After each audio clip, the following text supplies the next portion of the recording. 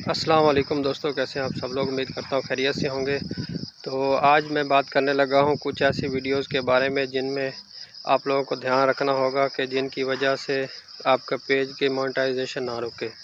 कोई वीडियोस ऐसी होती हैं जिनमें बॉर्डर वगैरह आ जाता है साइडों पे, तो वो वीडियो आपने नहीं डालनी। बॉर्डर वाली वीडियो अगर आप लोग डालेंगे तो उस पर इशू आ जाएगा, उसकी वजह से भी मोनेटाइजेशन रुक सकती है। और दूसरा, जो वीडियोस होती हैं ना, उनकी क्वालिटी जो होती है, तो क्वालिटी पर कोई कंप्रोमाइज़ नहीं करना। अगर वीडियो की क्वालिटी पर कोई कंप्रोमाइज़ हुआ, वीडियो की क्वालिटी सही ना हुई, तो फिर भी आपको मोनेटाइजेशन में मसला बन सकता है।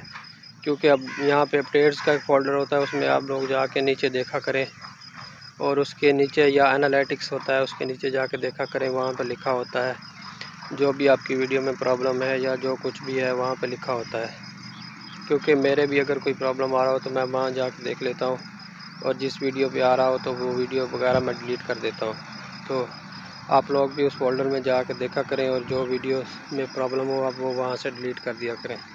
तो आज की वीडियो अच्छी लगी हो तो वीडियो को लाइक कर देना है और पेज को फॉलो करना है।